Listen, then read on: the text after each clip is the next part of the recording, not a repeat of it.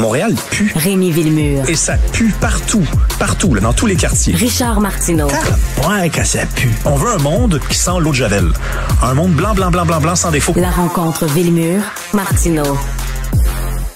Et tu veux parler de la grande famille des libéraux. Ben oui, écoute, je veux ajouter mon grain de sel. Pour moi, il y a ce qui se passe au Parti libéral du Québec, mais il y a aussi des commentaires qui pleuvent depuis quelques jours au Parti libéral du Canada. Et pour moi, c'est toute la même affaire. Donc, je m'explique. Au Parti libéral du Québec, allégation de corruption. J'observe une chose au passage. Le Parti libéral du Québec n'est plus au pouvoir depuis 2018. Hein? Donc, pendant les années Charest, on notait certaines pratiques, des cocktails de financement. On était très proche du pouvoir. À la limite... J'ai bien dit à la limite, ils avaient des excuses. Tu sais, quand tu es très, très proche du pouvoir, il faut que tu conserves le pouvoir. Tous les moyens sont bons pour conserver le pouvoir. Mais là, maintenant qu'ils sont plus au pouvoir, maintenant qu'on est passé à travers une course à la chefferie, on est allé faire le tour des régions, on a mis plein d'idées sur la table, on s'est réinventé. On a fait un gros tour pour revenir au point de départ. Comme si ce parti-là, intrinsèquement, dans son âme, dans sa constitution, dans sa façon d'être, dans sa façon peut-être même d'exister et dans sa raison d'être, ben, il était pogné avec ces problèmes-là. C'est un problème parce qu'ils sont pas au pouvoir. C'est pas comme si, écoute, c'est ça le pouvoir. Quand tu es au pouvoir, ça de même... Non, vous êtes plus au pouvoir, puis c'est encore les mêmes méthodes bizarres. Donc, du pareil au même. Ça n'a pas changé. Non, au Parti libéral du Canada... de plus en plus, on a eu Mélanie Joly qui a dit quoi? Elle a dit le PQ veut jeter le Québec dans les bras de Donald Trump. Oui. Elle a dit ça il y a quelques jours. Là, on a dit bon.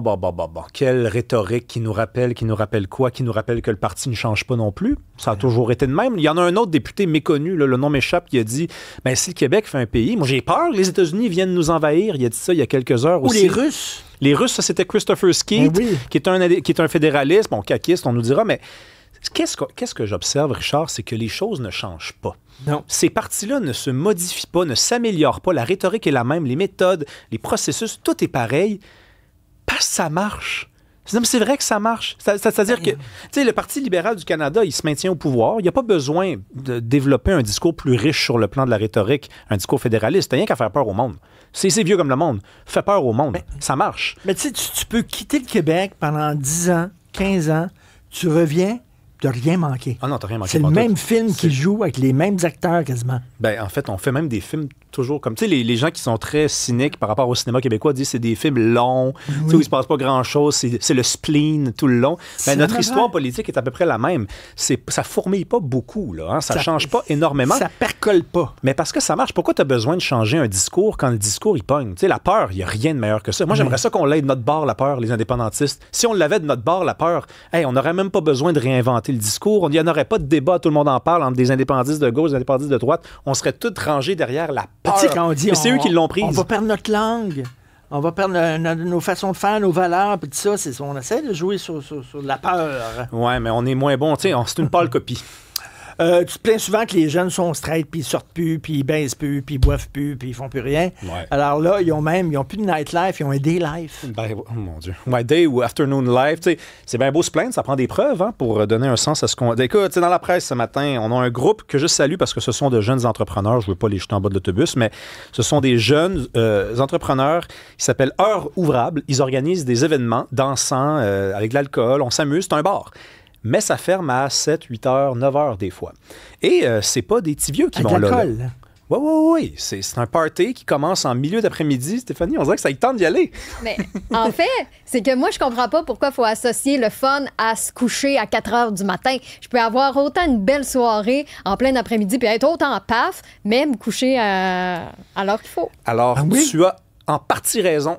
Là où j'essaie d'apporter moi aussi mon grain de sel, c'est que, vois-tu, chaque chose en son temps dans la vie. Tu sais, à 45, 50 ans, 60 ans, 70 ans, peut-être qu'effectivement, sortir jusqu'à 3 heures du matin, c'est dépassé. Mais là, on parle de jeunes dans la vingtaine, tu sais, qui un jour vont probablement avoir des enfants et se dire « Hey, j'aurais peut-être dû faire ça. » Moi, quand j'étais jeune, dans ma vingtaine, OK, on fermait les bars, puis après ça, on se donnait l'adresse d'un bar clandestin où on se retrouvait de 3 à 4 à 5. Là. Ben oui. C'était ça qui était drôle, c'est ça qui était le fun. Tu chires, puis tu rentres à la maison, puis le soleil se lève. Ben, tu sais, il faut que tu le vives un peu. C'est pas quand tu vas avoir 40 ans que tu vas faire ça. Non, là. mais c'est juste que je me dis, mais c'est pas là la preuve qu'on évolue et qu'on apprend. C'est-à-dire, les jeunes ont compris qu'avoir une bonne nuit de sommeil, c'est important. Donc, ils font le party l'après-midi. Ils vont avoir toute leur vie pour dormir. Toute leur vie pour dormir. Ouais, la jeunesse, c'est chiré, Christy. C'est pas une dérape.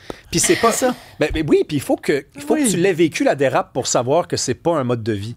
Mais il faut pas que tes parents te disent tu sais, nous autres, on regrette de l'avoir fait, faites-la pas, puis t'écoutes tes parents, puis t'as fait pas la dérape. Tu sais, il faut que tu la vives.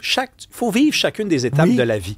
Voici. Puis il y a un bel exemple dans ce reportage-là, dans la presse, parce que on nous dit Heure ouvrable a organisé quelques événements et il y a quelques bars aussi mythiques à Montréal qui ont commencé à organiser des événements qui se terminent très tôt, dont pas les foufs quand même. Le Café Campus. Le Café Campus sur la rue Prince-Arthur, où moi j'ai passé là, des maudites grosses soirées. Et il y a 2 étés, il faut que je vous raconte cette histoire-là, je me suis ramassé au Café Campus. Puis j'étais un peu vieux pour me ramasser là, parce que le Café Campus, c'est plus 17, 24, 25. Puis j'étais avec un ami, puis on se promenait sur Saint-Laurent. Puis j'ai dit, on va-tu au Café Campus? Il a dit, moi, je rentre pas là, tu rentres là tout seul. Puis je suis rentré tout seul, parce que j'étais pas mal avancé dans ma soirée. Et j'ai fait la fête, je me suis fait des amis. Et à 3 h du matin, tout le monde est parti. Et moi, je me suis ramassé dans la rue à fumer des cigarettes avec du monde. Puis disais, hey, qu'est-ce qu'on fait? On va te coucher, le vieux. C'est à peu près ça que ça voulait dire. À un moment donné, ils m'ont dit, tu sais, nous autres, on s'en va. Puis tu sais, t'es pas vraiment bienvenu. Puis là, moi, je me disais, mais ça a changé quand même. Parce que moi, il me semble que j'aurais eu 25 ans ou 17, 18. Puis il y aurait eu un gars de 31 ans qui m'aurait dit, je veux faire la soirée. Moi, je lui ai dit, viens-t'en. On va te poser des questions sur la vie. On va s'amuser. Au pire, on va te niaiser. Mais tu sais, j'aurais fait de quoi avec moi-même? Je suis plus capable de faire ça. Mais à l'époque, c'était le fun. Profitez-en. Mais c'est parce que Stéphanie, c'est une vieille âme. On va dire ça comme J'aime ça dire ça, c'est une vieille âme. Non, mais j'ai quand même eu mes années, là, au Dagobert. Ouais, ça tenait Dagobert. Elle sortait jusqu'à 11h15. 11h15, ça, c'était quand Mais non, mais ça, c'était mon pire cauchemar. Tu sais, les jeunes sortaient à 11h15. Hey, patienté jusque-là. T'avais le temps de t'endormir bien avant. Merci. Qui tu reçois ce soir? Je reçois le président du syndicat des employés de l'impôt, parce que Revenu Canada va se faire brasser ce soir à JE. Puis j'aime ça, quand tous les partis donnent leur version des faits. Puis on parle de hockey également, parce que le Canadien va pas bien. Puis là, j'ai organisé un débat entre 2 journalistes sportifs qui sont pas pantoute d'accord là-dessus. Il y a quelques jours, c'était génial. C'est la saveur du mois, le Canadien. Je vais d'ailleurs leur poser la question, est-ce qu'on connaît le hockey au Québec? Parce que non, mais c'est vrai, dès que ça se met à chirer, là, on se demande si on réinterroge 5 ans de reconstruction, on a-tu raté notre coup? C'est 6 défaites en 7 matchs. Là. 18h au 99.5. Merci.